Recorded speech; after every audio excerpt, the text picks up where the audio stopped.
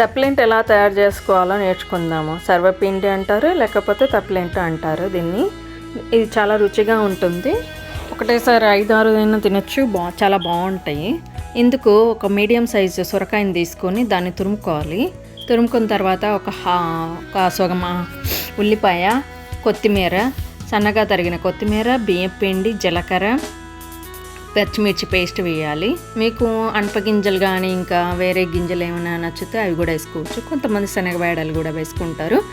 నేను మాత్రం ఇక్కడ ఆనియన్, కొత్తిమీర, పచ్చిమిర్చి పేస్ట్ తీసుకున్నాను.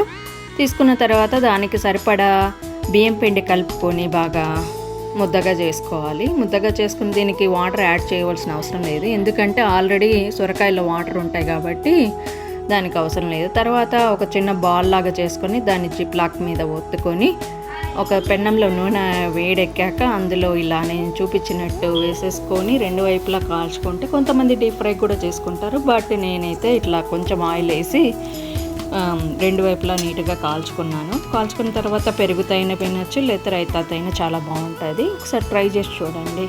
మీకు నచ్చితే సబ్స్క్రైబ్ చేయండి. Thank you for watching.